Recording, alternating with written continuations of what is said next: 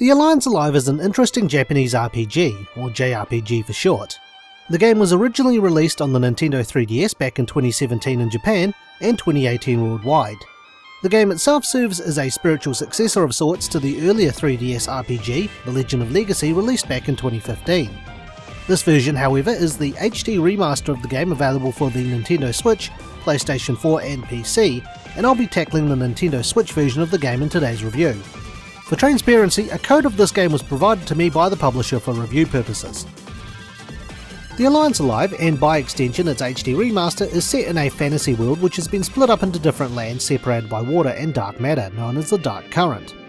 The game begins with a young man named Galil and his friend Azura, who are members of the Night Crows, a resistance organisation formed to oppose the beast people ruling them and the demons that rule over them. Azura has been fascinated with legends which told the skies being blue many years ago, a sharp contrast to the land that they're living in, which has seen nothing but cloudy skies and rain. After a simple delivery mission turns into exploring an ancient museum, which results in Azura being blinded, Galil and Azura start their adventure, which will go from doing missions for the Night Crows into saving the world. Along the way, they're joined by several other people, and until they all meet up, the game switches perspectives between each group of characters. A lot of the staff from The Legend of Legacy returned for this game, and the scenario was written by Yoshitaka Murayama, who was well known as the creator and director for Suikoden and Suikoden 2. The game has a classic JRPG feel to it given its presentation and the fact that there are no character voices in the game. But is it any good? Find out in The Good. The game's mechanics was something that I thought was really interesting. Following from The Legend of Legacy and departing from the classic JRPG formula, characters do not gain experience points after battle. Instead, character skills grow more powerful through repetition and learning new skills. Health and SP, which is required to use skills, eventually grow the more you battle. Characters are also awarded talent points which you can use to lower the SP required to use skills, adjust whether an enemy can see you, or improve your weapon abilities, to name a few. You can have a specialist in one or two weapons or magic, or you can try and go for a jack of all trades master of none approach. Depends on your dedication in building your teams. You can increase the amount of talent points you acquire by chaining battles where you touch a group of enemies close to each other, or through the Recon Guild, which I'll touch upon later in this review. The mechanics I thought were a refreshing change of pace against having to keep an eye on character levels, and it also encourages you to use all of your characters, the game has 9 characters with 3 optional characters, equally so that they don't fall behind in terms of how much HP or SP they have. When characters are knocked out, their maximum HP is reduced until you stand an inn or use a certain item, and if they're hit while knocked out, that maximum HP limit reduces as well. Once that hits 0, it's game over. Characters also have access to awakening skills which double as a limit break of sorts. It will allow a character to use a very powerful attack at the cost of their weapon breaking until you replace or repair it. Each weapon has its own awakening skill, and some provide support as opposed to dealing damage. You can also arrange your characters into formations to boost their attack, defense or support capabilities, which does become more important later on. The game is surprisingly deep, and I found that all of this information wasn't overwhelming as I was playing through it. The game's guild system is another thing I liked about it. In the first half of the game, you'll experience the 5 different guilds available and their unique abilities. Once you unite the party together, you'll also need to unite the guilds. This brings in another fun aspect of the game, which is recruiting and building guild towers. Once the guilds have been united, you can go back to places you have visited previously and talk to certain named individuals who may join your guild.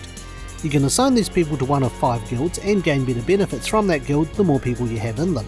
For example, the Recon Guild will increase the amount of talent points that you get after a battle, while the Blacksmith Guild will allow you to craft new weapons and armour. Some recruits may need you to talk to them as certain characters, or for you to do certain things.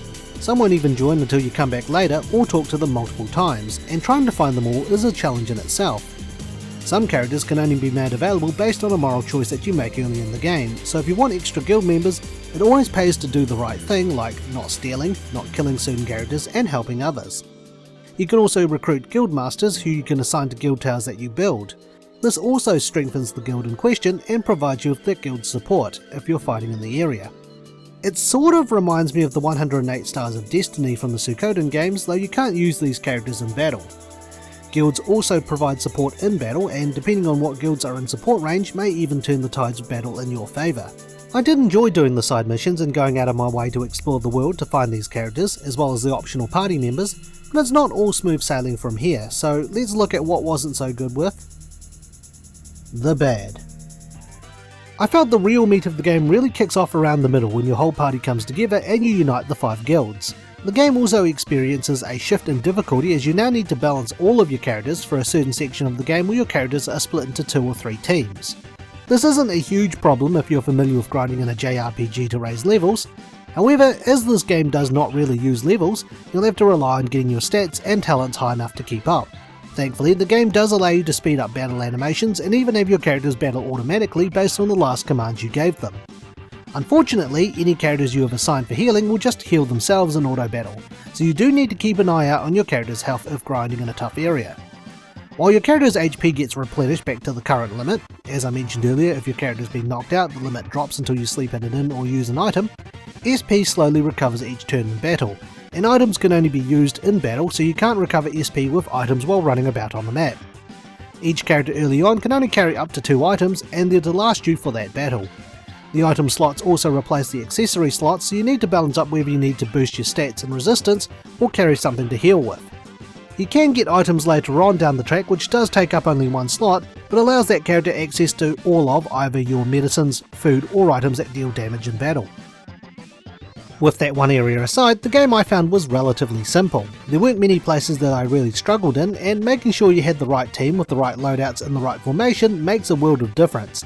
And I felt that after the minor spike in difficulty I had no incentive to use any characters outside my existing party, and just focused on making them significantly stronger. Should you fall in battle, if you have been collecting order gems throughout the game, you can spend one to retry the battle.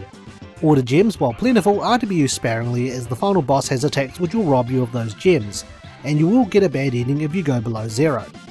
With the issues I mentioned about items earlier, I found that I was able to complete the game without really using any healing items. I know that I certainly didn't use any food or damage dealing items in my playthrough because of the inconvenience, and the game was easy enough as it is. The only issue I had with the game is with its pacing. The game is split up into 40 chapters with no clear distinction on chapter length.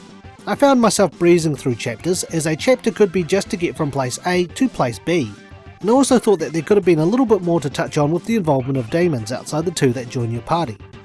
The lore was well constructed and I understand the story and plot details, but maybe having more interaction with demons, aside from the odd 6 or 7 you see recurring through the game, would have been nice. I was able to have the game finished in just under 60 hours, though if I didn't focus a lot on getting the side stuff done, then I would have had the game beaten a lot faster. There isn't much else here to go over, so let's wrap things up with the opinion. The Alliance Alive HD is a solid JRPG. As someone who grew up playing a mix of classical JRPGs, CRPGs and, well, RPGs in general, a lot of the elements of the game reminded me of older JRPGs such as Suikoden, Final Fantasy II, not to be confused with Final Fantasy IV, and of course the Saga games. The music I found enjoyable and pleasant to listen to, and I didn't really come across many issues in the game except for a house which wasn't translated on the minimap.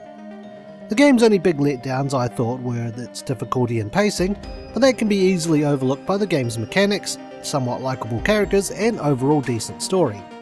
If you're a fan of JRPGs, especially older ones, then this is a title worth looking at whether you play it on the Switch, PS4, PC or even the 3DS original. So with that, it's time for my rating. I would give the Alliance Alive HD this die-hard inspired quote I found in the game, out of 10. Thanks for watching and stay tuned for the next Infinite Backlog review. If you enjoyed today's review, feel free to check out some of our other videos and subscribe for more. You can also follow us on Twitter, Instagram and our Facebook page. Once again, thank you for watching.